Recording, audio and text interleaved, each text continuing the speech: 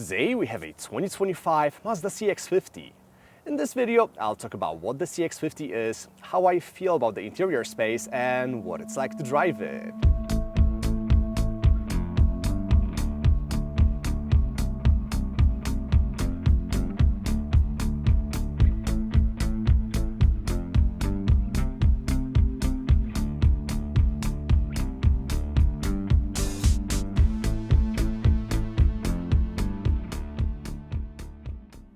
Now, the CX-50, Mazda's compact SUV, doesn't have the easiest job on earth as it competes with segment leaders such as a Honda CR-V or a Toyota RAV4.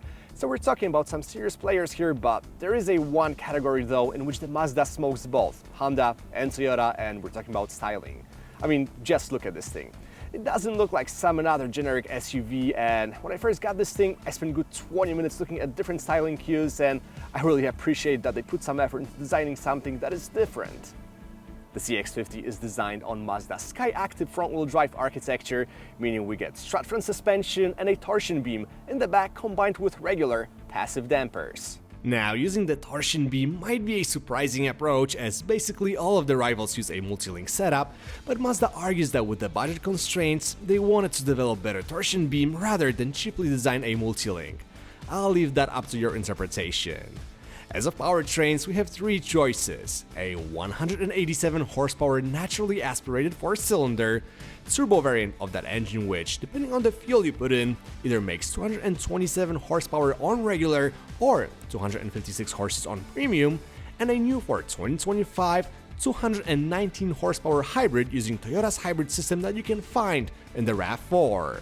All-wheel drive is standard across the board, non-hybrid models get a 6-speed automatic transmission, and the hybrid gets Toyota's eCVT. The Meridian Edition that we're looking at today only comes with a turbo engine and has even more off-roadish vibe with hood graphics, 18-inch rims wrapped in all-terrain tires, and a bit of garnish on the headlights and rocker panels. If that's not enough for you, the Apex package will give you splash guards, crossbars, and a roof platform. Now, before we talk how it all works together and what it's like to drive the CX-50, let's take a look inside and talk about the interior space.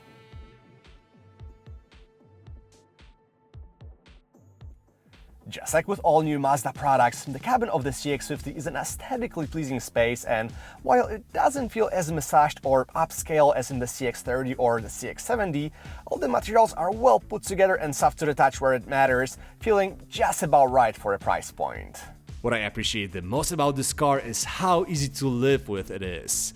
The dashboard is built around the driver in a sense that it's super logical and easy to use. You get physical controls for things that you use pretty often, and the infotainment system is one of the most user-friendly ones on the market. Now, I know we live in times when we want to have touch everything, and Mazda screens is it, but trust me, it's much safer and intuitive, and once you get used to it, you will appreciate it. And if you really want to touch the screen, wireless Apple CarPlay and Android Auto give you that capability. The gauge cluster is a blend of digital and analog gauges, and while it looks beautiful and changes the design with drive modes, I wish it displayed more information. I can't complain about the practicality though. The trunk is pretty spacious with 31 cubic feet of space, and folding the seats down gives you a flat floor. In terms of storage, the center console as well as the door pockets are okay, not mind-blowing but acceptable for a compact SUV. The step in height and seating position are pretty low for an SUV, which I really like, and you get a good command of the road. The seats are both heated and cooled, and they feel great, but sadly don't provide as much side and thigh support as I would like. Moving to the back, the rear doors open at almost 90-degree angles, so getting in and out is super easy, and the CX-50 offers decent amount of headroom and legroom.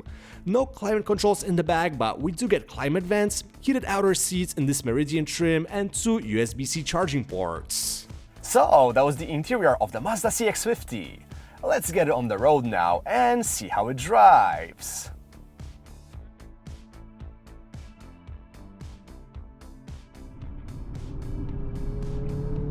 Alright, the CX-50 is more of an outdoorsy machine, but did it retain some of Mazda's good driving dynamics? Let's talk about that. First of all, something all you may know by now is that the CX-50 is not a sport-oriented SUV. I mean, show me a compact SUV from a mainstream brand that is, right? Anyways, the Mazda is still engaging to drive.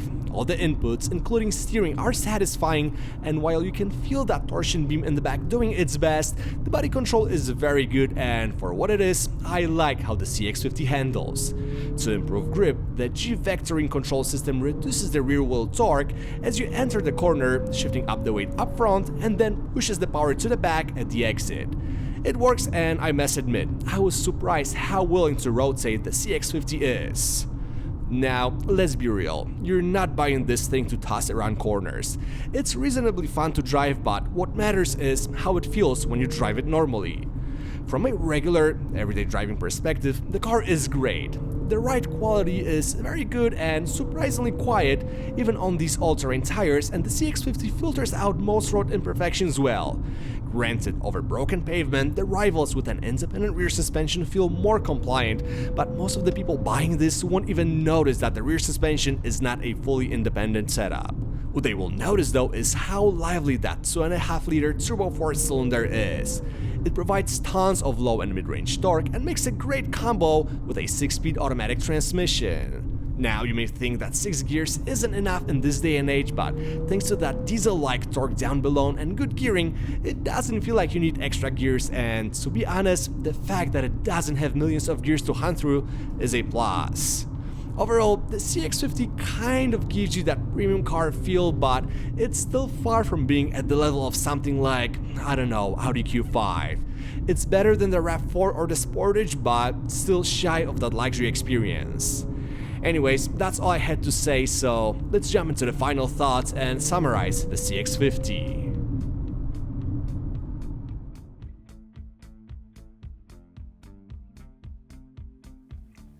Unlike most SUVs in the segment that feel like soulless appliances, the CX-50 has a character, and of all mainstream compact SUVs, it's a number 1 on my list. It rides a bit harsher than the Toyota RAV4 or a Honda CR-V, but it looks far better, has nicer interior, and all it's missing is that multi-link suspension in the back. Pricing starts at 30 grand for a base, naturally aspirated model, 34 for hybrids, and tops at 45k for fully loaded turbo models. All the 50s come with a 3-year, 36,000-mile bumper-to-bumper warranty and a 5-year, 60,000-mile powertrain warranty. If you have any questions about the CX-50, drop a comment and I'll answer them. Thanks so much for watching, and I'll catch you guys later.